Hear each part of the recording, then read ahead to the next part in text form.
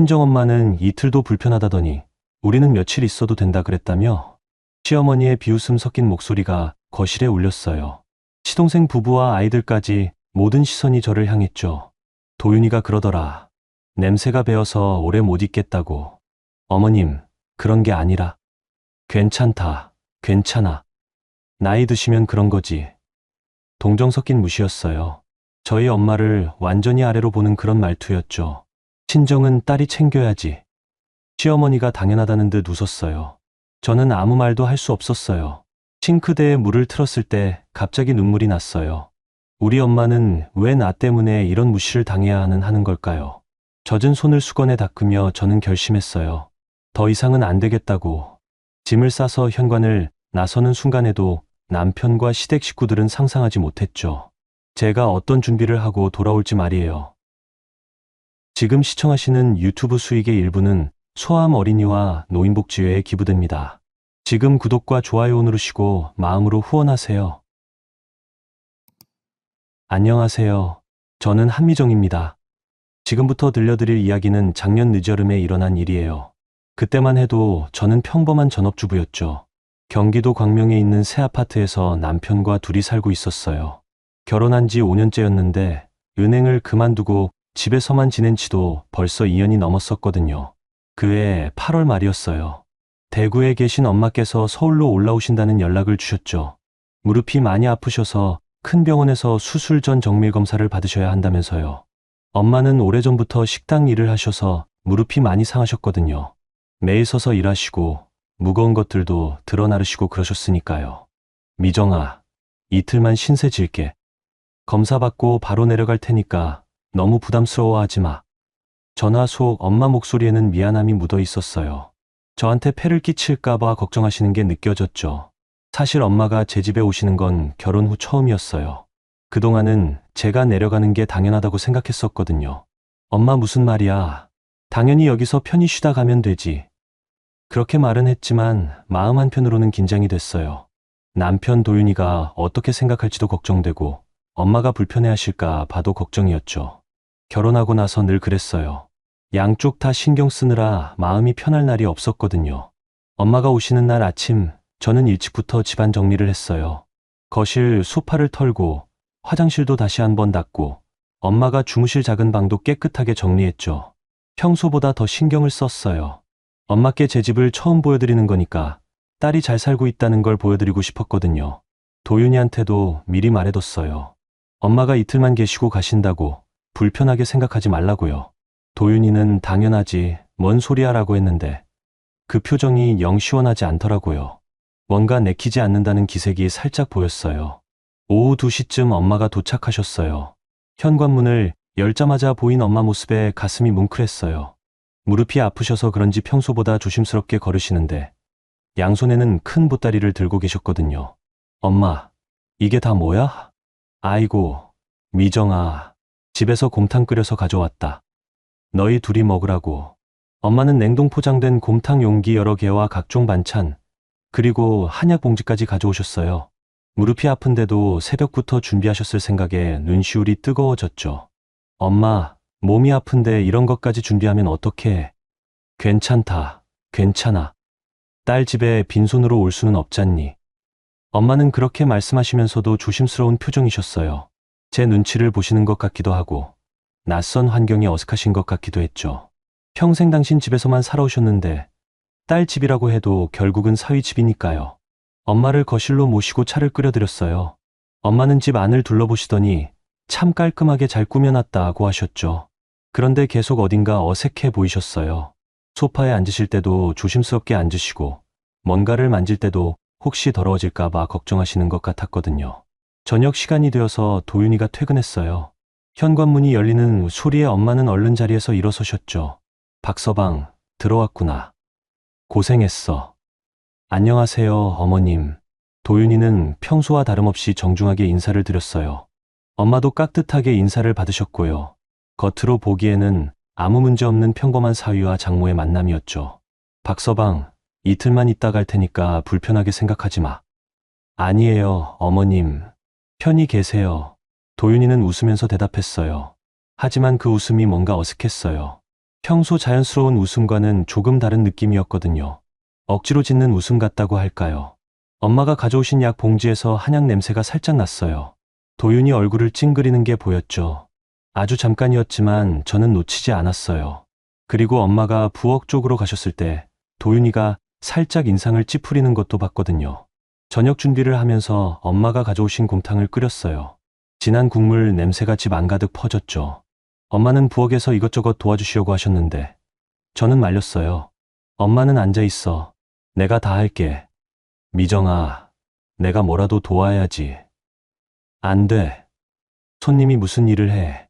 그런데 그때였어요. 거실에 앉아있던 도윤이의 표정이 조금씩 굳어지는 게 보였거든요. 엄마가 부엌에서 나오시는 걸음소리, 그리고 한약 냄새가 섞인 집안 분위기를 의식하고 있는 것 같았어요. 자꾸 시계를 보더라고요. 식사 시간에도 그 분위기는 계속됐어요. 엄마는 평소보다 말수가 적으셨고, 도윤이도 대답은 정중하게 하면서도 어딘지 모르게 거리감이 느껴졌거든요. 저는 그 사이에서 분위기를 띄우려고 이런저런 이야기를 꺼냈어요. 곰탕이 정말 맛있네요.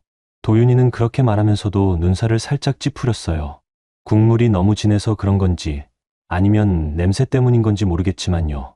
고맙다, 박서방. 많이 먹어. 엄마는 그렇게 대답하셨지만 자꾸 제 눈치를 보셨어요. 뭔가 눈치채신 것 같았거든요. 도윤이가 별로 반가워하지 않는다는 걸 말이에요. 도윤이는 평소보다 일찍 식사를 마치고 안방으로 들어가 버렸어요. 피곤하다는 말만 남기고요. 엄마와 저는 혼자 설거지를 했는데 엄마가 한숨을 한번 푹 쉬시더라고요. 미정아, 내가 여기 있는 게 불편한가 보네. 무슨 말이야, 엄마. 그런 거 아니야. 아니다. 느껴져. 눈치 보이는 게. 엄마 목소리가 작아졌어요. 서운함과 미안함이 섞인 그런 목소리였죠. 저는 뭐라고 대답해야 할지 몰랐어요. 사실 도윤이가 불편해하는 게 느껴졌거든요. 엄마를 작은 방에서 주무시게 해드리고 저도 안방으로 들어갔어요. 도윤이는 침대에 누워 핸드폰을 보고 있었죠. 엄마, 검사 잘 받으시면 좋겠어. 그러게. 무릎이 많이 아프신가 봐. 대답은 했지만 도윤이 목소리에는 관심이 별로 없어 보였어요. 그냥 의례적인 대답 같았거든요. 저는 뭔가 서운한 기분이 들었지만 크게 말할 정도는 아니라고 생각했어요. 그날 밤에 화장실을 가려고 나갔다가 엄마 방에서 작은 소리가 들렸어요. 뒤척이시는 소리였죠. 아마 낯선 곳이라 잠이 잘 안 오시는 것 같았어요. 다음 날 아침 도윤이는 평소보다 30분이나 일찍 회사에 나갔어요. 일찍 들어가야 할 일이 있다면서요. 엄마는 그 모습을 보시더니 내가 있어서 불편한가 보네라고 중얼거리셨어요. 엄마, 그런 거 아니야. 원래 바쁜 사람이야. 저는 그렇게 말했지만 속으로는 도윤이한테 서운했어요. 하루 이틀인데 좀 참을 수는 없나 싶었거든요. 엄마도 다 아시는 것 같았어요. 괜히 미안하다는 말씀을 계속 하시더라고요. 엄마는 병원 검사를 받으러 가셨고 저는 혼자 집에 남아서 계속 생각했어요. 왜 이렇게 어색할까? 뭔가 잘못된 걸까? 그런데 그때까지만 해도 저는 단순한 어색함 정도로 생각했어요. 엄마가 검사를 받고 돌아오신 건 오후였어요. 다행히 수술 일정도 잡히고 생각보다 큰 문제는 없다는 이야기를 들으셨다고 하셨죠. 다행이다. 엄마. 그래. 다음 주에 수술하고 나면 많이 좋아질 거래.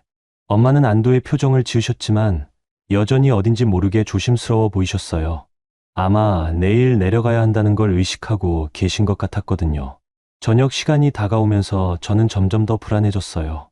도윤이가 퇴근하면 또 어제 같은 분위기가 될까 봐서요. 그런데 정작 제가 걱정한 건 분위기가 아니었어요.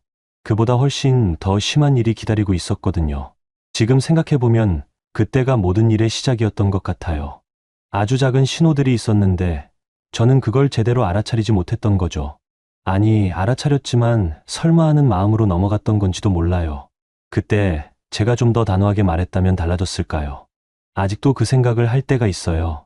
둘째 날 저녁이었어요. 엄마는 병원에서 돌아오신 뒤로 계속 조용하셨어요. 검사 결과는 괜찮았지만 뭔가 기운이 없어 보이셨거든요.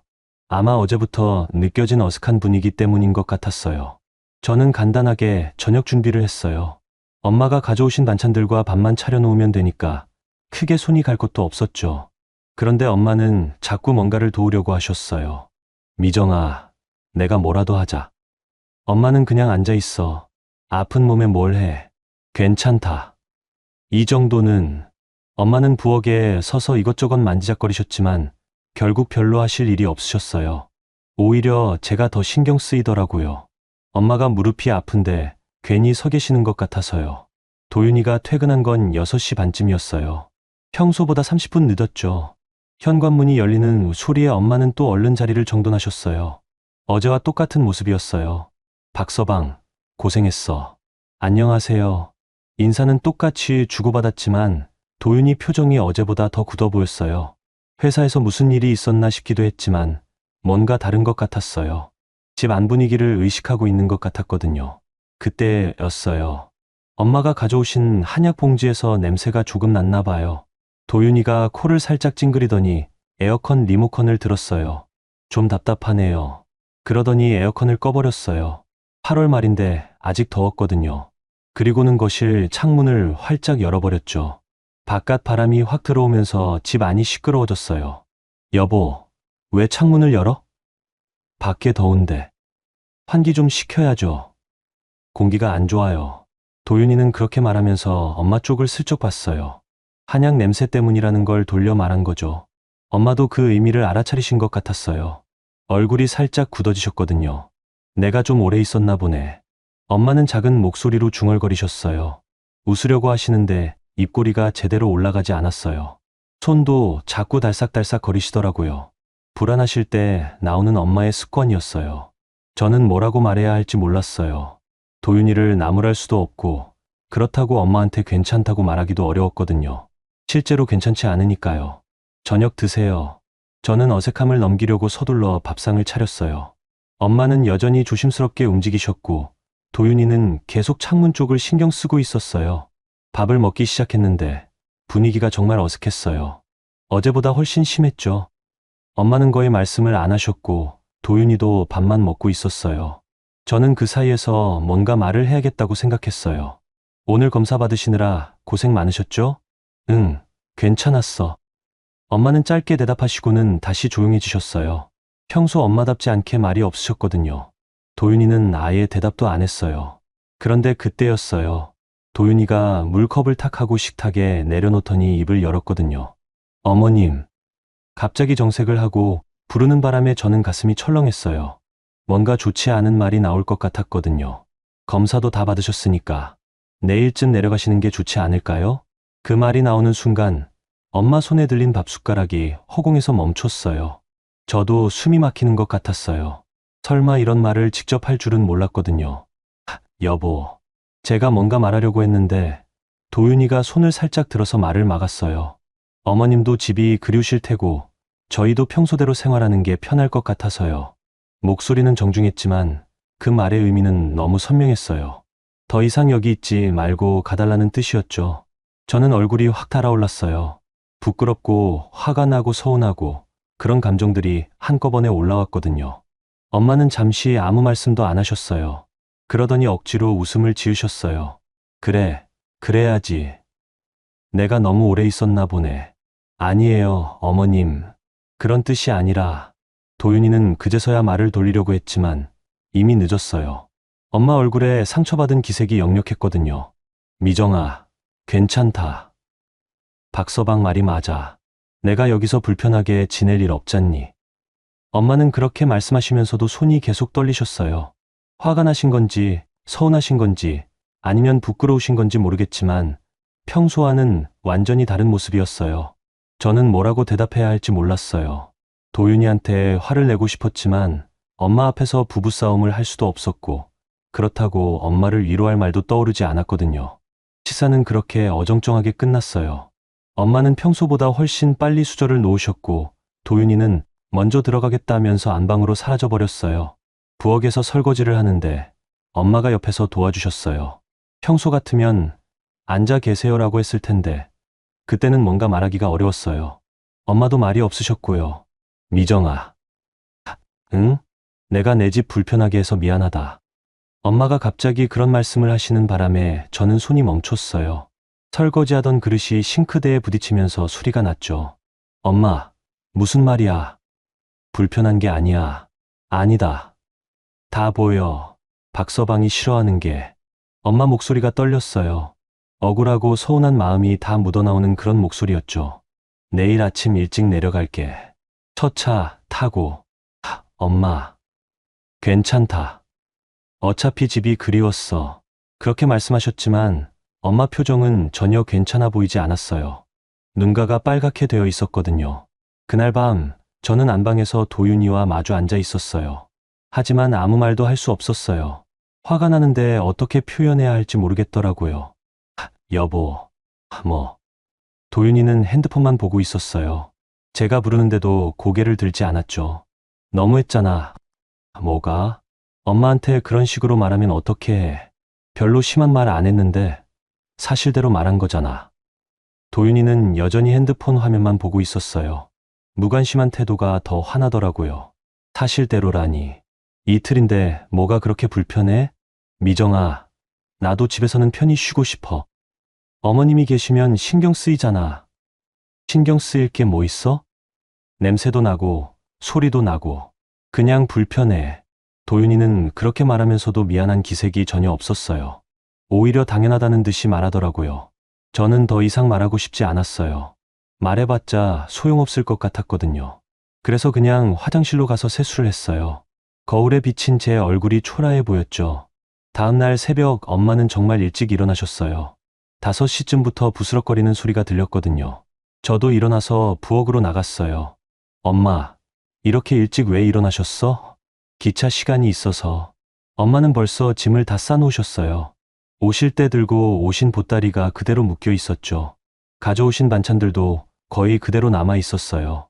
엄마, 아침이라도 먹고 가요. 괜찮다. 기차에서 먹을게. 엄마는 그렇게 말씀하시면서도 저를 안아주셨어요. 오랫동안 꼭 안아주셨죠. 그때 엄마가 울고 계신다는 걸 알았어요. 어깨가 살짝 떨리고 있었거든요. 미정아, 네가 힘들겠다.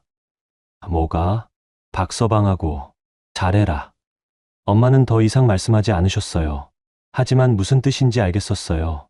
도윤이가 원래 이런 사람이 아니라는 걸 엄마도 아시겠더라고요. 택시를 불러서 엄마를 역까지 배웅해드렸어요. 첫 차는 7시 10분이었는데 6시 반에 집을 나가셨거든요. 그렇게 급하게 가실 이유가 없는데도요. 엄마, 수술 잘 받으세요. 나중에 내려갈게. 그래, 알겠다. 너도 몸 조심해. 엄마는 그렇게 말씀하시고는 택시에 타셨어요. 창문 너머로 보이는 엄마 모습이 너무 작아 보였어요. 뒷모습이 왠지 쓸쓸해 보이기도 했고요. 집으로 돌아와서 엄마가 계시던 방을 정리했어요. 침대 정리하고 바닥 쓸고 그런 일들을 하면서 계속 생각했어요. 왜 이렇게 됐을까? 뭔가 다르게 할 수는 없었을까? 그런데 가장 속상한 건 도윤이 태도였어요. 엄마가 가신 뒤에도 아무렇지 않게 행동하더라고요. 미안하다는 말도 없었고 오히려 집이 조용해졌다면서 좋아하는 것 같았어요. 엄마가 놓고 가신 반찬통들을 보면서 저는 뭔가 마음이 무너지는 것 같았어요. 이틀치 반찬을 정성스럽게 싸오셨는데 거의 손도 안 댄 채로 그대로 남아 있었거든요. 무릎이 아픈 몸으로 새벽부터 준비하신 정성이 고스란히 담긴 반찬통들을요. 그때까지만 해도 저는 이게 시작일 줄 몰랐어요. 그냥 일회성 사건이라고 생각했거든요. 하지만 지금 생각해보면 그때 이미 모든 게 드러났던 것 같아요. 도윤이가 진짜 어떤 사람인지, 그리고 우리 결혼 생활에 어떤 문제가 있는지 말이에요. 엄마가 내려가신 뒤 며칠이 흘렀어요. 집은 다시 조용해졌지만 마음은 여전히 어수선했죠. 도윤이는 아무 일 없었다는 듯이 평소와 똑같이 행동했어요. 오히려 기분이 좋아 보이기까지 했거든요. 저는 며칠 동안 계속 생각했어요. 그날 저녁 도윤이가 엄마한테 한 말이 자꾸 머릿속에서 맴돌았거든요. 내일쯤 내려가시는 게 좋지 않을까요? 라는 그 말이요. 말하는 방식도, 표정도 전부 다 기억났어요. 9월 중순이 되면서 추석이 다가왔어요. 벌써 한 달 전부터 명절 준비 이야기가 나오기 시작했거든요. 평소 같으면 시댁에 내려가느냐, 친정에 가느냐 이런 이야기를 했을 텐데 그 애는 왠지 그런 대화가 없었어요. 어느 날 저녁 저는 용기를 내서 도윤이한테 말했어요. 그동안 속에 담아둔 이야기를 꺼내야겠다고 생각했거든요. 여보. 응? 도윤이는 소파에 앉아서 TV를 보고 있었어요. 저는 그 옆에 조심스럽게 앉았죠. 지난번에 엄마 일로 좀 서운했어. 그 말을 꺼내는데 얼마나 용기가 필요했는지 몰라요. 결혼하고 나서 도윤이한테 서운하다는 말을 직접 한 건 처음이었거든요. 도윤이는 TV에서 눈을 떼지 않으면서 대답했어요.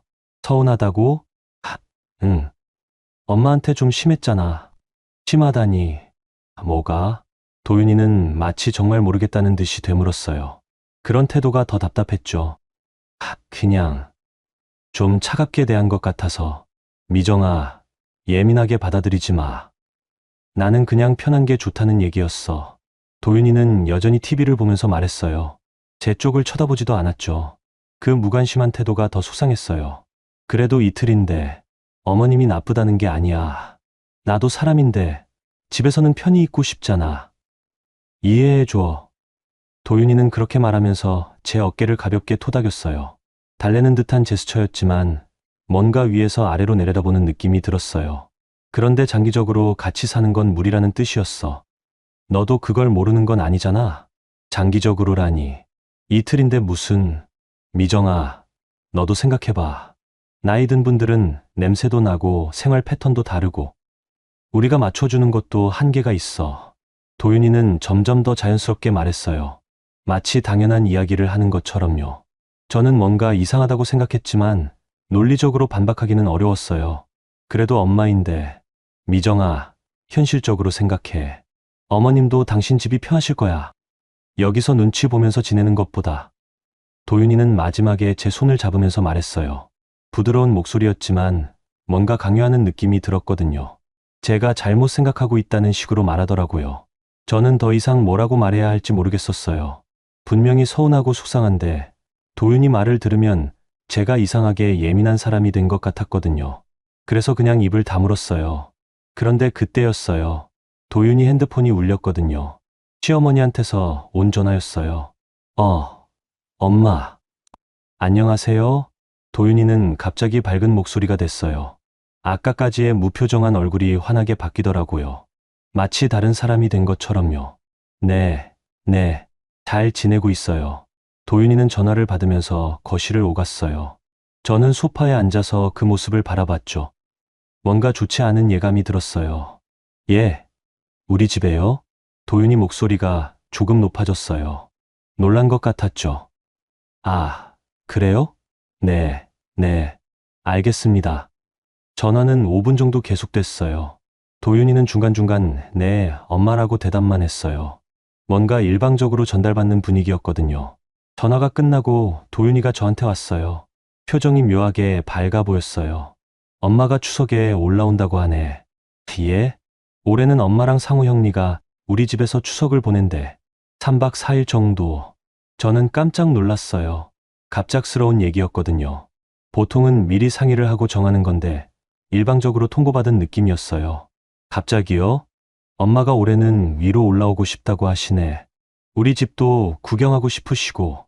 도윤이는 그렇게 말하면서 웃었어요. 아주 자연스러운 웃음이었죠. 아까까지 제 엄마 이야기할 때와는 완전히 다른 반응이었어요. 상호 형네도 같이요? 응. 아이들도 데리고 온다고 하시네. 시동생 박상호하고 이선희는 아이가 둘 있었어요. 초등학교 2학년인 딸하고 5살 된 아들이요. 그러면 총 6명이 우리 집에 3박 4일을 머물겠다는 얘기였어요. 저는 당황스러웠어요. 우리 집은 방이 2개밖에 없는 작은 아파트였거든요. 6명이 지내기에는 너무 비좁았어요. 여보, 그럼 잘 곳이 거실에 매트리스 깔면 되지. 별로 어려울 것도 없어. 도윤이는 아주 간단하게 말했어요. 마치 당연한 일이라는 듯이요. 그런데 미리 상의는 안 하시고. 미정아, 가족인데 무슨 상의를 해. 엄마가 오시겠다는데 못 온다고 할 수는 없잖아. 도윤이는 제 말을 자르듯이 말했어요. 당연하다는 듯한 어조였죠. 저는 뭔가 이상했어요. 제 엄마가 이틀 있겠다고 했을 때는 그렇게 불편해했으면서 시어머니는 3박 4일을 아무렇지 않게 받아들이더라고요. 그런데 엄마는 이틀도. 그건 다르지. 우리 엄마는 원래 여기가 아들 집이라고 생각하시니까 편하게 계실 수 있어. 도윤이는 그렇게 말하면서 소파에 앉았어요. 정말 자연스럽게 말하더라고요. 마치 제 엄마와 시어머니를 다르게 대하는 게 당연하다는 듯이요. 그리고 엄마 오면 집이 좀 사람 사는 집 같겠네.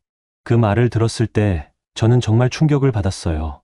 사람 사는 집 같겠다는 게 무슨 뜻이었을까요? 지금까지 우리가 사람답게 살지 않았다는 뜻일까요? 아니면 제 엄마가 계셨을 때는 사람 사는 집이 아니었다는 뜻일까요? 무슨 뜻이야? 제가 그렇게 물어보자 도윤이는 웃으면서 대답했어요. 그냥 활기가 생기겠다는 얘기지. 아이들도 있고 사람도 많고. 그럼 엄마가 계셨을 때는 미정아, 왜 자꾸 그런 식으로 받아들여? 나는 그냥 좋다는 얘기를 한 거야.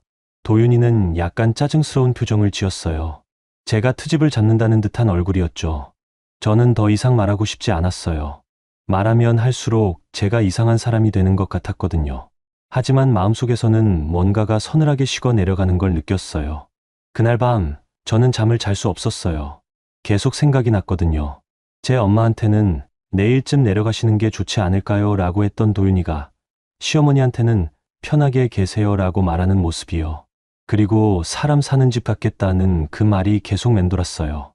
그럼 제 엄마가 계셨을 때는 뭐였을까요? 사람 사는 집이 아니었을까요? 다음 날 아침 도윤이는 평소보다 기분이 좋아 보였어요. 콧노래까지 부르더라고요. 미정아, 추석 준비 미리 해야겠다. 장 볼 것도 많고. 응. 저는 짧게 대답했어요. 아직 마음이 정리되지 않았거든요. 아, 그리고 엄마한테 미리 말해둬야겠다. 방 정리도 하고. 도윤이는 그렇게 말하면서 핸드폰을 들었어요. 시어머니한테 전화하려는 것 같았죠. 엄마, 저예요. 네, 다시 생각해보니까 우리 집에 오시는 게 좋을 것 같아요. 도윤이는 정말 다정한 목소리로 말했어요. 제 엄마한테 할 때와는 완전히 다른 톤이었거든요. 네, 편하게 계세요. 우리가 다 준비할게요. 그 모습을 보면서 저는 깨달았어요. 이 집에서 내 편은 정말 아무도 없구나 하는 생각이 들었거든요. 도윤이에게는 우리 엄마와 미정이 엄마가 완전히 다른 사람이었어요. 같은 상황에서도 전혀 다른 기준을 적용하고 있었죠. 저는 그때 처음으로 결혼 생활에 대해 진지하게 의문을 가지기 시작했어요. 과연 이게 정상적인 결혼 생활일까? 제가 너무 예민한 걸까? 아니면 정말 뭔가 잘못된 걸까? 하지만 그때까지는 아직 참을 수 있다고 생각했어요. 결혼 생활이라는 게 원래 이런 건가 보다. 시간이 지나면 나아질 거다. 이런 식으로 스스로를 달래고 있었거든요. 추석이 2주 앞으로 다가왔어요. 도윤이는 매일 시어머니와 통화하면서 준비 이야기를 했어요. 무엇을 사야 하고, 어떻게 해야 하고, 그런 것들을 상세하게 의논하더라고요. 저는 그 모습을 보면서 계속 생각했어요. 제 엄마가 오셨을 때도 이렇게 했다면 얼마나 좋았을까. 하지만 그런 가정은 의미가 없었어요. 이미 일어난 일이니까요. 그리고 저는 아직 몰랐어요. 정말 큰 일은 추석 때 일어날 거라는 걸 말이에요. 그때까지의 일들은 단순한 서곡에 불과했다는 것을요. 추석 연휴가 시작됐어요.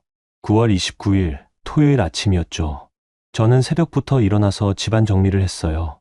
시어머니 김영희와 시동생 부부, 그리고 아이 둘까지 총 5명이 오기로 했거든요. 거실에 매트리스를 깔고 이불도 새로 꺼내놨어요. 부엌에는 며칠치 식재료를 준비해뒀죠. 도윤이도 평소보다 일찍 일어나서 청소기를 돌리고 있었어요. 우리 엄마 오시는 거라 좀 신경 써서 해야지. 도윤이는 그렇게 말하면서 평소에는 만지지도 않던 걸레질까지 했어요. 제 엄마 오실 때와는 완전히 다른 모습이었죠. 9시쯤 현관벨이 울렸어요. 도윤이가 달려가서 문을 열었어요. 엄마, 오셨어요. 아이고, 우리 도윤이. 김영희 시어머니가 들어오셨어요. 68세인데 목소리가 아직 힘차셨죠. 뒤이어 박상호 시동생과 이선희 형수님, 그리고 아이들까지 우르르 들어왔어요. 현관이 금세 복잡해졌어요. 신발들이 어지럽게 벗겨져 있고 큰 가방들이 바닥에 놓여 있었거든요. 아이들은 신나서 이리저리 뛰어다니기 시작했어요. 어머님, 안녕하세요. 저는 정중하게 인사를 드렸어요.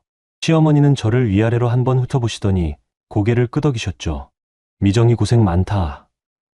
우리 때문에. 아니에요. 편히 계세요. 그런데 말이야. 시어머니는 거실로 들어가시면서 주위를 둘러보셨어요. 그러더니 갑자기 웃으시더라고요. 친정엄마는 이틀도 불편하다더니 우리는 며칠 있어도 된다 그랬다며? 그 말을 들었을 때 저는 가슴이 철렁했어요. 도윤이가 시어머니한테 그런 이야기를 했다는 뜻이었거든요. 제 엄마가 이틀 계시면서 불편했다는 걸 말씀드렸다는 거죠. 어머님, 제가 뭔가 말하려고 했는데 시어머니는 손을 흔들면서 웃어넘기셨어요. 괜찮다. 괜찮아. 이해해. 친정하고 시댁은 다르니까. 그렇게 말씀하셨지만 그 웃음 뒤에는 뭔가 다른 의미가 있는 것 같았어요. 비아냥거리는 듯한 느낌이었거든요. 이선희 형수님은 아이들을 달래느라 바빴어요. 5살 민준이가 계속 울고 있었거든요. 민준아, 그만 울어. 할머니 집이야. 싫어. 집 가고 싶어. 아이는 계속 울면서 소파를 발로 찼어요. 7살 수진이는 벌써 냉장고를 열어보고 있었고요. 수진아, 함부로 만지면 안 돼. 저는 조심스럽게 말했지만 시어머니가 먼저 말씀하셨어요. 괜찮다. 괜찮아. 여기가 할머니 집인데 뭘 못 만져. 아이들은 그 말을 듣고 더욱 신나게 집 안을 뛰어다녔어요. 거실에서 숨바꼭질도 하고 소파에서 뛰어내리기도 했죠. 점심 준비를 해야겠다고 생각해서 부엌으로 갔어요. 그런데 시어머니도 따라오셨더라고요. 미정아, 뭐 준비했어? 갈비찜이랑 잡채 만들려고 했어요. 아, 그래? 좋네. 시어머니는 냉장고를 열어보시면서 이것저것 확인하셨어요. 그러더니 갑자기 중얼거리시더라고요. 그런데 친정 쪽은 정말 냄새가 심했나 봐. 네. 저는 무슨 말씀인지 몰라서 되물었어요. 도윤이가 그러더라. 그 집은 냄새가 배어서 오래 못 있겠다고. 그 순간 저는 손에 들고 있던 당근이 떨어질 뻔했어요. 도윤이가 시어머니한테 제 친정 이야기를 그렇게 했다는 게 믿어지지 않았거든요. 어머님, 그런 게 아니라. 아니야, 괜찮다고. 나이 드시면 그런 거지. 우리도 언젠가는 그렇게 될 거야. 시어머니는 이해한다는 듯이 말씀하셨지만 그 말투에는 동정 섞인 무시가 묻어 있었어요. 제 엄마를 완전히 아래로 보는 그런 느낌이었죠. 거실에서 도윤이가 웃는 소리가 들렸어요. 시동생과 뭔가 즐겁게 이야기하고 있는 것 같았어요. 여긴 엄마 집이랑 다르지. 마음껏 쉬어. 도윤이 목소리가 들렸어요. 정말 편안하고 다정한 목소리였죠. 제 엄마한테 했던 차가운 말투와는 완전히 달랐어요. 그러게, 여기는 진짜 우리 집 같아. 시동생도 웃으면서 대답했어요. 그들에게는 정말로 이 집이 친정집이나 다름없었나 봐요. 저는 부엌에서 혼자 채소를 썰고 있었어요. 손이 떨려서 칼질이 제대로 안 됐어요. 시어머니 말이 자꾸 머릿속에서 맴돌았거든요. 그 집은 냄새가 배어서 오래 못 있겠다는 그 말이요. 그때 시어머니가 또 말씀하셨어요. 그래도 이제는 괜찮겠네. 우리가 자주 올라와서 집 분위기도 바꿔주고. 네, 집이 너무 조용하면 안 되잖아. 사람 사는 냄새가 나야지. 또다시 냄새 이야기였어요. 제 친정은 냄새가 나서 못 견디겠는데 시댁은 사람 사는 냄새가 나야 한다는 거죠. 같은 냄새인데 어떻게 이렇게 다르게 표현할 수 있을까요? 점심을 차리면서 저는 계속 생각했어요. 도윤이가 시어머니한테 제 친정 이야기를 어떻게 했을까? 아마 제 엄마가 오셨을 때 얼마나 불편했는지, 냄새는 어떻고, 소리는 어떻고, 그런 이야기를 다 했을 거예요. 미정아, 물 좀 가져다 줘. 거실에서 시어머니 목소리가 들렸어요. 저는 물컵을 들고 거실로 갔어요. 온 가족이 소파에 둘러앉아서 TV를 보고 있었죠. 고맙다. 시어머니는 물을 받아 드시면서 다시 말씀하셨어요. 그런데 친정 어머니는 언제 수술하신다고 했지? 다음 주요. 아이고, 무릎 수술이 쉬운 게 아닌데. 나이도 있으시고 잘 되실 거예요. 그래도 걱정이네. 혼자 계시면 누가 돌봐드려? 시어머니는 걱정스럽다는 듯이 말씀하셨지만 그 표정에는 진짜 걱정보다는 다른 감정이 보였어요. 동정, 아니면 우월감? 잘 모르겠지만 불편한 느낌이었어요. 제가 내려가려고 해요. 그래, 그래야지. 딸이 돌봐드려야지. 근데 말이야. 시동생 상호가 갑자기 입을 열었어요. 형수님은 참 효녀네. 우리는 명절에도 부모님 모시고 오는데. 그 말을 들었을 때 저는 뭔가 비교당하는 기분이 들었어요. 시댁 부모님은 모셔다 드리고 친정 부모님은 제가 내려가서 돌봐드리는 게 당연하다는 식으로 들렸거든요. 그럼 친정은 딸이 챙겨야지. 시어머니가 그렇게 말씀하시면서 웃었어요. 당연하다는 듯한 웃음이었죠. 저는 그때 화장실에 가고 싶다고 말하고 자리를 벗어났어요. 더 이상 그 대화를 듣고 있을 수가 없었거든요. 화장실에서 나와서 부엌으로 갔어요. 설거지를 하려고 했는데 싱크대에 서서 물을 틀었을 때 갑자기 눈물이 났어요. 우리 집은, 우리 엄마는 대체 뭐였을까요? 왜 이렇게 차별을 당해야 하는 걸까요? 같은 부모인데, 같은 나이인데 왜 이렇게 다르게 대해지는 걸까요? 손을 씻다가 문득 멈췄어요. 젖은 손을 수건에 닦으면서 저는 결심했어요. 더 이상은 안 되겠다고, 이렇게 살 수는 없다고 조용히 안방으로 들어갔어요. 옷장 위에 있던 캐리어를 내려서 침대 위에 올려놨죠. 지퍼를 열고 옷들을 하나씩 꺼내기 시작했어요. 뭐 해? 뒤에서 도윤이 목소리가 들렸어요. 언제 들어왔는지 모르겠지만 방 입구에 서 있었거든요. 짐 싸. 왜? 친정 가려고. 도윤이는 어이없다는 듯이 웃었어요. 지금 엄마들 계시는데? 응, 지금. 미정아, 장난하는 거야? 도윤이는 제가 정말로 짐을 싸는 걸 보고 당황한 것 같았어요. 하지만 저는 계속 옷을 개어서 캐리어에 넣었어요. 왜 갑자기 이래? 갑자기가 아니야. 오래 참았어. 뭘 참았다고? 여보. 저는 손을 멈추고 도윤이를 똑바로 봤어요. 시어머니한테 우리 엄마 이야기 뭐라고 했어? 도윤이 얼굴이 순간 굳었어요. 들킬 줄 몰랐나 봐요. 무슨 말이야? 냄새 난다고 했지? 오래 못 있겠다고 했지? 미정아. 제발 거짓말하지 마. 저는 계속 옷을 정리하면서 말했어요. 도윤이는 아무 말도 못하고 서 있었죠. 거실에서 아이들 우는 소리와 시어머니 웃는 소리가 들렸어요. 그들은 정말 편안하게 지내고 계셨어요. 자기 집처럼 말이에요. 하지만 저는 더 이상 여기서 그런 모습을 지켜볼 수 없었어요. 5년 동안 참았지만 이제 정말 끝이었어요. 여기까지였어요. 그날 밤 11시쯤 저는 대구에 도착했어요. 친정집은 오래된 다가구 주택 3층이었어요. 좁은 계단을 올라가면서 캐리어 끄는 소리가 유난히 크게 들렸죠. 초인종을 누르자 엄마가 나오셨어요. 잠옷 차림이었는데 제 모습을 보시더니 눈이 커지셨어요. 미정아, 이게 무슨... 엄마, 들어가도 돼? 그럼, 어서 들어와. 엄마는 놀라시면서도 서둘러 문을 열어주셨어요. 거실은 작았지만 따뜻했어요. 오래 써서 낡은 소파와 작은 TV, 그리고 식탁이 전부였지만 마음이 편해지더라고요. 설마 그냥 놀러 온 건 아니겠지. 엄마는 제 캐리어를 보시더니 표정이 심각해졌어요. 딸이 밤늦게 짐을 들고 나타났으니 평범한 일은 아니라는 걸 직감하신 거죠. 앉아. 차부터 마시자. 엄마는 말씀을 안 하시고 부엌으로 가셨어요. 보리차를 끓이는 소리가 들렸죠. 저는 소파에 앉아서 주위를 둘러봤어요. 여기가 제가 자란 곳이었어요. 좁지만 제 편인 사람들이 있는 곳이었죠. 엄마가 차를 가져다 주시고 제 옆에 앉으셨어요. 이제 말해봐. 무슨 일이야? 저는 천천히 이야기를 시작했어요. 엄마가 서울에 오셨던 일부터 도윤이가 어떻게 했는지, 오늘 시어머니가 뭐라고 했는지 하나씩 차근차근 말씀드렸죠. 처음에는 담담하게 말했어요. 울지도 않고 화내지도 않고 그냥 사실들을 나열하듯이 말씀드렸거든요. 하지만 말하다 보니 제 목소리도 조금씩 떨리더라고요. 그 집은 냄새가 배어서 오래 못 있겠다고 했다는 거야? 엄마 목소리에 분노가 섞였어요. 차분하신 엄마가 화를 내시는 걸 오랜만에 봤죠. 응. 아이고, 미정아, 네가 너무 참았구나. 엄마는 제 손을 잡으시면서 한숨을 푹 쉬셨어요. 미안하다는 표정이었어요. 딸이 그런 일을 당하는데 아무것도 해드릴 수 없었다는 게 죄송하신 것 같았거든요. 그때 오빠 집에서 자던 조카 현우가 일어나서 나왔어요.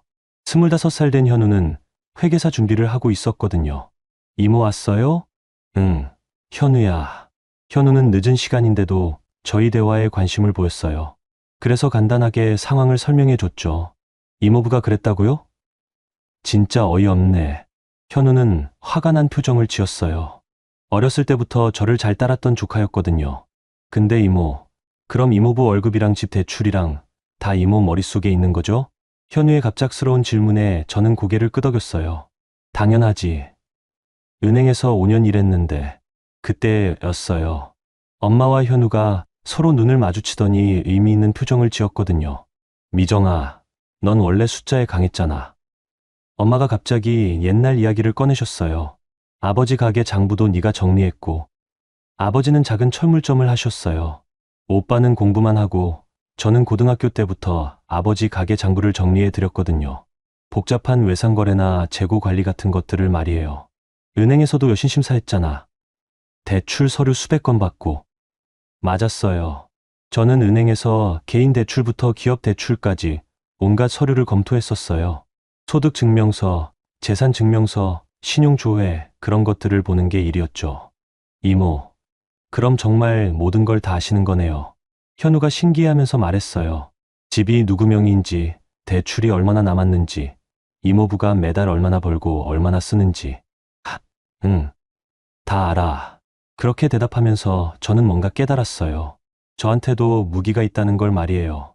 5년 동안 숨죽이고 살면서 잊고 있었지만 저는 원래 이런 일에 능한 사람이었어요. 미정아. 엄마가 진지한 표정으로 말씀하셨어요. 이번엔 참지 마. 네가 받은 만큼 돌려줘. 엄마. 딸이 저렇게 무시당하는데 엄마가 가만히 있을 수는 없어. 엄마 목소리에는 단호함이 있었어요. 평소 온순하신 엄마가 이렇게 말씀하시는 걸 처음 들었거든요. 근데 어떻게 해야 할지. 이모, 복수 같은 건 생각하지 마세요. 현우가 갑자기 말을 끊었어요. 복수는 감정적인 거고 실수하기 쉬워요. 그냥 정리하세요. 정리? 네. 이모가 그 집에 투자한 시간이랑 돈이랑 정확하게 계산해서 돌려받는 거예요.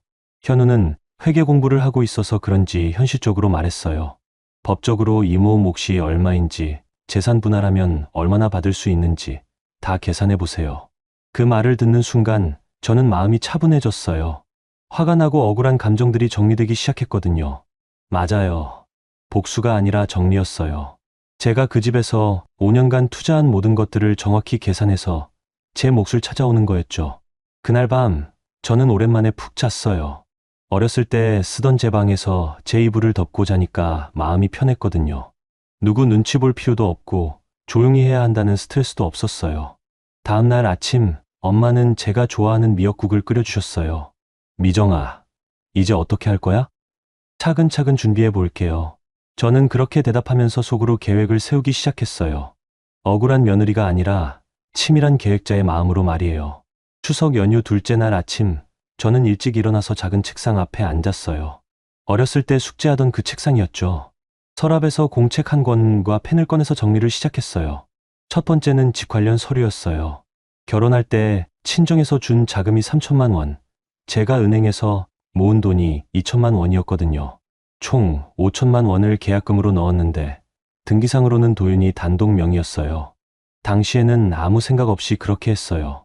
부부니까 누구 명의든 상관없다고 생각했거든요. 하지만 지금 생각해보니 그게 첫 번째 실수였어요. 미정아, 뭘 그렇게 열심히 써? 엄마가 아침 준비를 하시면서 물어보셨어요. 계산 좀 해보는 거예요. 그래, 천천히 해. 급할 것 없어.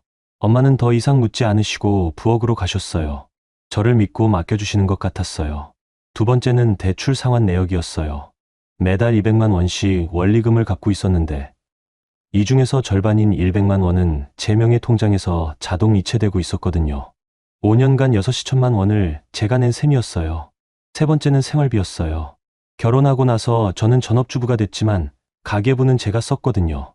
매달 들어가는 돈, 나가는 돈을 다 기록했어요. 그 중에서 시댁으로 간 돈들을 하나씩 찾아봤죠. 시어머니 용돈으로 매달 50만 원, 시동생 상호 부부 도움으로 여기저기 보낸 돈이 연간 1천만 원 정도였어요. 아이 학원비, 급하게 필요하다는 생활비, 명절 때 주는 돈까지 합치면 더 많았죠. 놀라운 건 이 모든 돈이 제 통장에서 나갔다는 거예요. 도윤이는 자기 월급은 자기가 관리하고 집 관련 비용만 제 계좌로 넣어줬거든요. 그러니까 시댁에 주는 돈은 모두 친정 돈이나 제가 번 돈으로 나간 셈이었어요. 점심 먹고 나서 저는 가까운 법률사무소를 찾아갔어요. 대구 시내 한복판에 있는 작은 사무소였어요. 젊은 변호사 한 분이 상담을 해주셨죠. 이혼 상담이신가요? 아직 그 단계는 아니고요. 일단 제 권리가 어디까지인지 알고 싶어서요. 저는 준비해간 자료들을 꺼내서 보여드렸어요. 집 등기부등본, 대출 서류, 계약 당시 자금 출처 증명서, 그리고 5년간의 통장 이체 내역까지요. 변호사는 제 자료를 보더니 놀란 표정을 지었어요. 자료 정리가 거의 사무장 수준이네요. 은행에서 일했어서 이런 건 익숙해요. 아, 그러시구나. 그런 말씀드리기 쉽겠네요. 변호사는 찬찬히 설명해 주셨어요.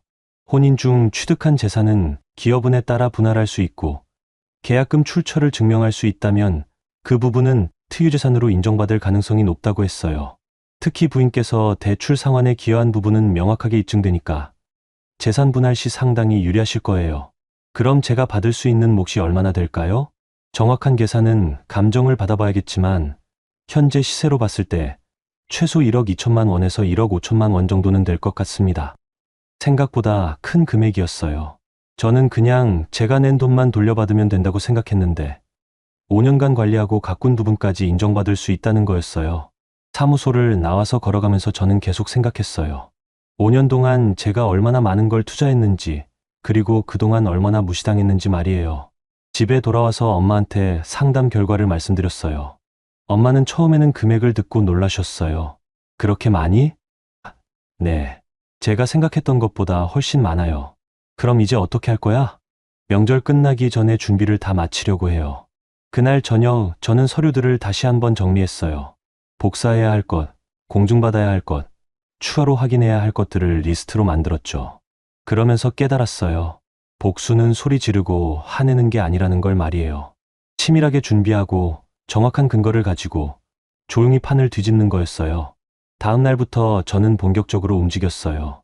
시청에 가서 등기부등본을 다시 떼고 은행에 가서 거래의 내역을 상세히 출력했어요. 결혼 당시 친정에서 준 돈의 출처도 다시 확인했죠.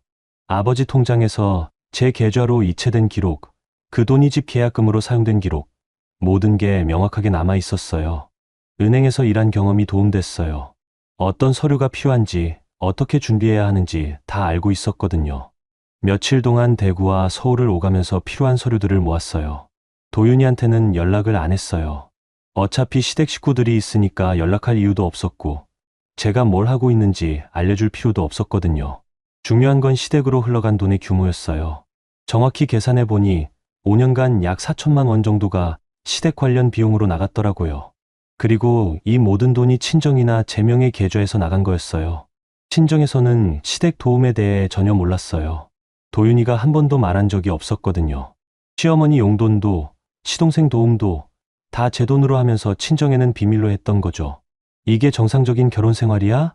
엄마가 서류들을 보시면서 화가 나셨어요.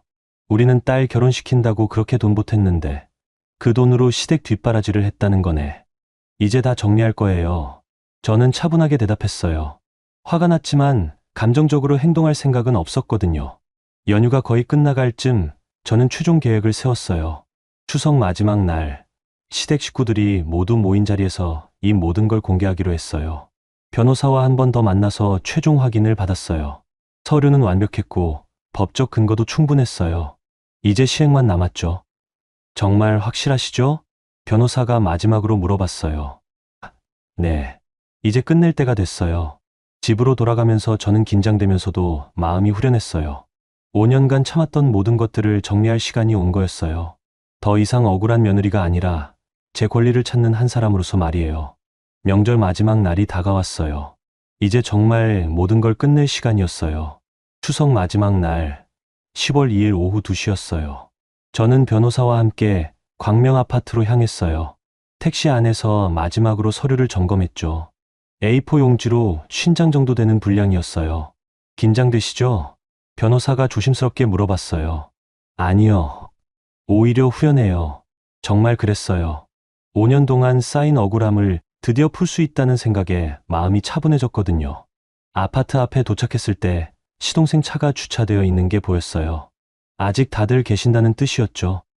엘리베이터를 타고 올라가면서 저는 마음을 가다듬었어요. 현관문을 열고 들어가니 거실이 시끄러웠어요. TV 소리도 크게 나오고 아이들이 뛰어다니는 소리도 들렸죠. 바닥에는 과자 부스러기와 장난감이 어지럽게 널려 있었어요. 미정이 왔네. 시어머니가 소파에서 일어서시면서 말씀하셨어요. 그런데 표정이 영 좋지 않았어요. 제가 며칠 동안 연락도 없이 사라져 있었으니까요. 어디서 뻔뻔하게 들어오냐. 목소리에 화가 섞여 있었어요. 며느리가 명절에 시댁을 두고 친정으로 간 게 못마땅하셨나 봐요. 도윤이는 안방에서 나왔어요. 머리가 헝클어져 있는 걸 보니 낮잠을 자고 있었나 봤어요. 제 모습을 보더니 당황한 표정을 지었죠. 미정아, 어디 갔다 온 거야? 잠시만요. 저는 대답 대신 현관 쪽으로 고개를 돌렸어요. 변호사가 들어오시기를 기다리고 있었거든요. 이분은 김민수 변호사님이세요. 변호사가 정중하게 인사를 했어요. 갑작스럽게 변호사가 나타나자 거실이 조용해졌어요. 아이들도 뛰어다니는 걸 멈췄죠. 변호사요? 시어머니가 눈을 크게 뜨면서 물어보셨어요. 무슨 일이야, 미정아? 도윤이도 당황한 목소리였어요. 저는 대답하지 않고 거실 식탁으로 갔어요. 그리고 가져온 서류철을 탁 하고 올려놓았죠. 두꺼운 파일이 식탁 위에서 둔탁한 소리를 냈어요. 앉으세요. 말씀드릴 게 있어요. 제 목소리는 평소보다 낮고 차분했어요. 5년 동안 한 번도 이런 톤으로 말한 적이 없었거든요. 시어머니와 시동생 부부는 어리둥절한 표정으로 소파에 앉았어요. 도윤이는 서서 저를 바라보고 있었죠. 저는 서류철을 열면서 말을 시작했어요. 5년 전 저희가 이 집을 샀을 때 계약금 5천만 원 중에서 3천만 원은 친정에서 나왔어요. 첫 번째 서류를 꺼내서 식탁 위에 놓았어요. 당시 계약서와 송금 내역이었죠. 그리고 나머지 2천만 원은 제가 은행에서 일하면서 모은 돈이었어요. 시어머니는 서류를 보시더니 얼굴이 굳어졌어요. 그런데 등기는 도윤이 앞으로만 되어 있죠. 두 번째 서류를 펼쳤어요. 등기부등본이었어요. 이게 무슨... 도윤이가 말하려고 했는데 저는 손을 들어서 말을 막았어요. 아직 끝나지 않았어요. 세 번째 서류를 꺼냈어요. 5년간의 대출 상환 내역이었죠. 매달 대출 상환금 200만 원 중에서 100만 원은 제 통장에서 자동 이체되었어요. 5년간 총 6천만 원이죠. 변호사가 옆에서 조용히 지켜보고 있었어요. 저는 계속해서 네 번째 서류를 펼쳤어요. 그리고 이건 시댁으로 나간 돈 내역이에요. 이때부터 시어머니 얼굴이 확실히 변했어요. 시어머니 용돈으로 매달 50만 원, 5년간 3천만 원. 시동생 부부 도움으로 나간 돈이 약 1천만 원. 시동생 상호의 얼굴이 빨갛게 됐어요.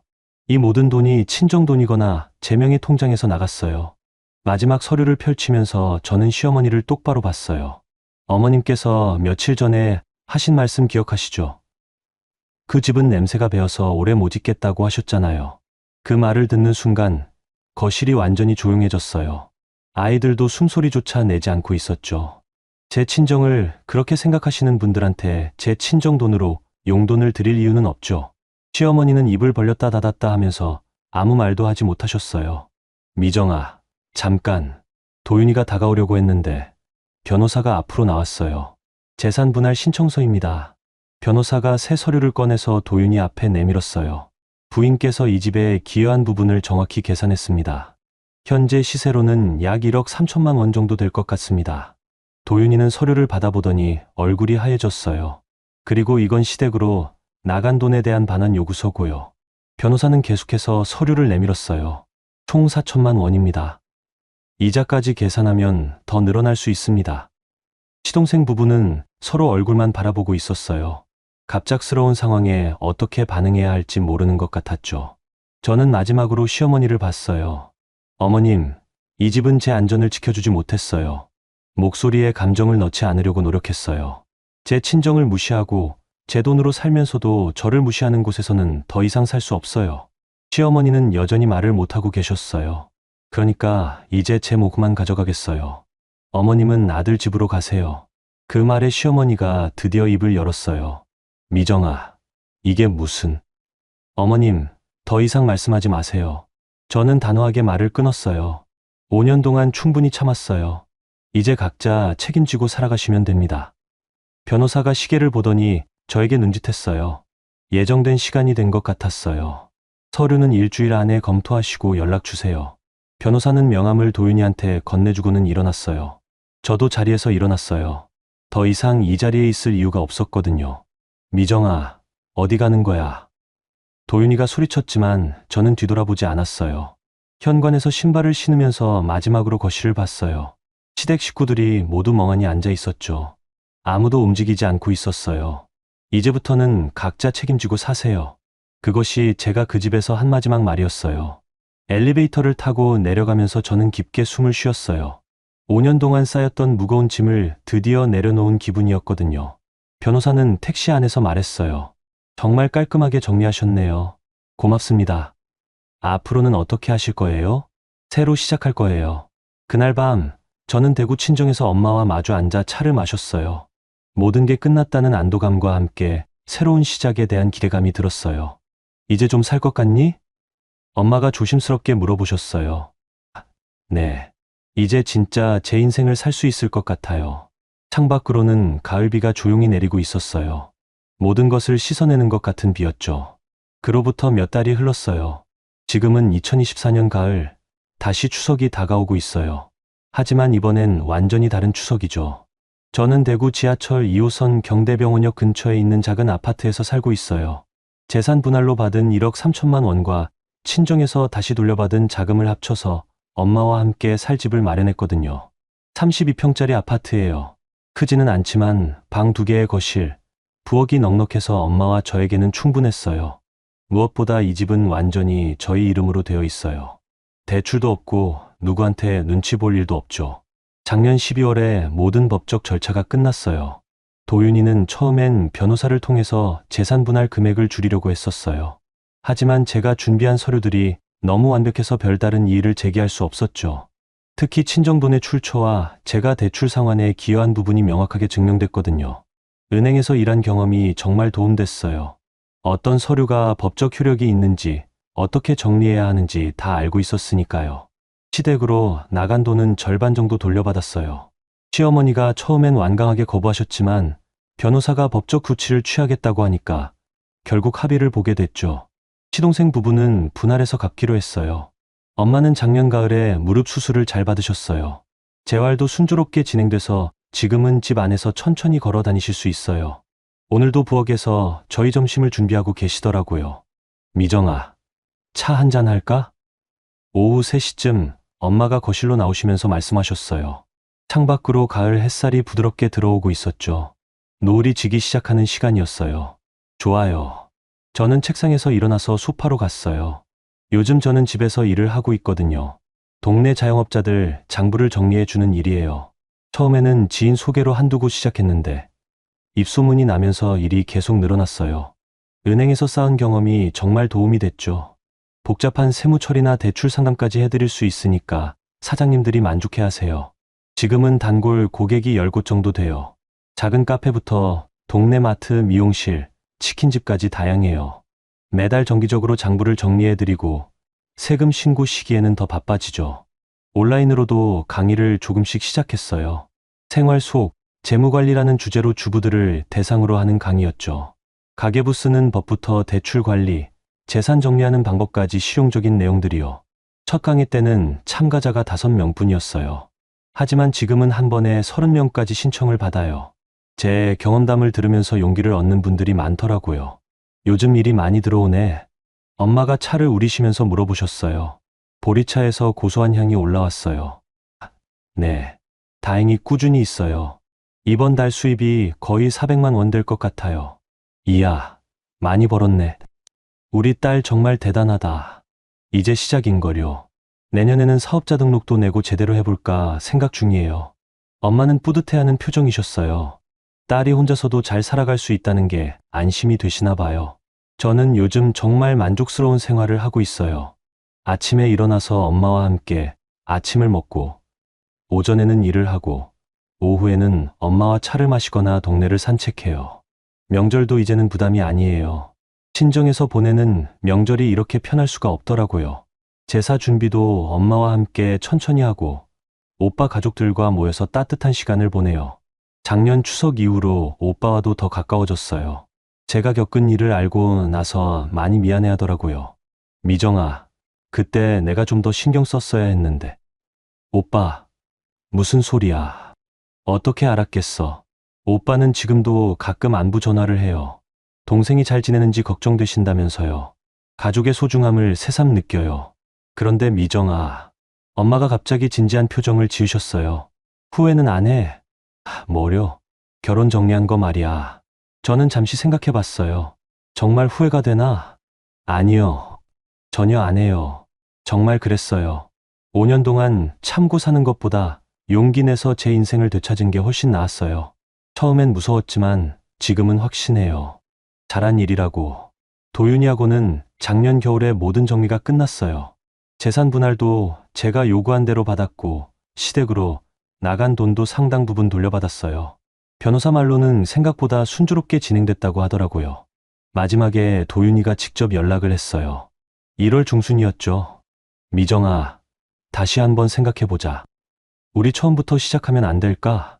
전화 너머 목소리가 많이 지쳐 보였어요. 혼자 사는 게 힘들어진 것 같았죠. 이미 끝난 일이에요. 미정아, 제발. 도윤 씨, 더 이상 연락하지 마세요. 우리는 이제 남남이에요. 그 한마디로 모든 게 정말 끝났어요. 그 이후로는 연락이 한 번도 없었어요. 요즘은 가끔 새로운 만남에 대해서도 생각해봐요. 아직 38살이니까 새로 시작할 수 있잖아요. 온라인 강의에 참석하는 분들 중에 괜찮은 분들도 계시고, 일 관련해서 만나는 사업자 중에도 좋은 분들이 있어요. 하지만 급하지는 않아요. 지금처럼 엄마와 함께 지내는 시간도 소중하고, 무엇보다 저 혼자서도 충분히 행복하거든요. 어제는 옆집 아주머니가 이런 말씀을 하시더라고요. 미정이 너, 요즘 표정이 많이 밝아졌다. 정말 그런 것 같아요. 거울을 보면 예전보다 얼굴에 생기가 도는 게 느껴져요. 누구 눈치 보지 않고 제 마음대로 살 수 있다는 게 이렇게 기분 좋은 일인 줄 몰랐어요. 오늘도 새로운 의뢰가 하나 들어왔어요. 카페를 운영하는 젊은 사장님인데 재무 관리가 너무 복잡해서 도움이 필요하다고 하시더라고요. 엄마, 내일 카페 사장님 만나러 가야 해요. 그래, 열심히 해라. 우리 딸 실력 좋다고 소문 나겠네. 엄마는 자랑스러워하시면서 웃으셨어요. 딸이 능력 있게 일하는 모습을 보시니까 기분이 좋으신 것 같았어요. 저녁에 동네를 산책하면서 생각했어요. 작년 이맘때만 해도 저는 다른 사람이었어요. 남편 눈치, 시댁 눈치 보면서 숨죽이고 살던 사람이었죠. 그런데 지금은 완전히 달라졌어요. 제 이름으로, 제 집에서, 제 능력으로 살아가고 있어요. 더 이상 누구의 며느리도 아니고 누구의 부속품도 아니에요. 며칠 후면 추석이에요. 작년 추석이 제 인생의 전환점이었다면 올해 추석은 새로운 시작을 확인하는 날이 될 것 같아요. 엄마와 단둘이 보내는 첫 번째 추석이지만 전혀 외롭지 않아요. 오히려 마음이 따뜻하고 편해요. 오빠 가족들도 오기로 했거든요. 조카들이 이모 집에서 추석을 보내는 게 신난다고 하더라고요. 이모 집 진짜 좋아요. 여기가 진짜 이모 집이에요? 지난주에 놀러 온 현우가 그렇게 말하더라고요. 제 집이라는 게 이렇게 뿌듯한 일인 줄 몰랐어요. 달력을 넘기면서 저는 혼자 중얼거렸어요. 인생은 언제든 다시 시작할 수 있어. 그리고 정말 그렇다고 믿어요. 용기만 있다면 언제든 새로운 인생을 시작할 수 있다고요. 창밖으로 보이는 가을 하늘이 정말 높고 맑았어요. 앞으로 어떤 일들이 기다리고 있을지 모르지만 이제는 뭐든 해낼 수 있을 것 같았어요. 제 힘으로 말이에요. 여러분, 오늘 이야기는 어떠셨나요? 때로는 참는 것보다 용기 내는 것이 더 큰 힘이 됩니다. 억울한 일을 당하고 계시다면 여러분도 충분히 소중한 사람이라는 걸 잊지 마세요. 나이가 들었다고, 시간이 많이 흘렀다고 포기하지 마세요. 인생은 정말 언제든 다시 시작할 수 있답니다. 지금까지 시청하신 유튜브 수익의 일부는 소아어린이와 노인복지회에 기부됩니다. 기부에 동참해 주셔서 진심으로 감사드립니다. 지금 바로 구독과 좋아요, 그리고 댓글로 응원 남겨주시면 더 많은 분들이 동참할 수 있답니다. 오늘도 행복한 하루 되세요.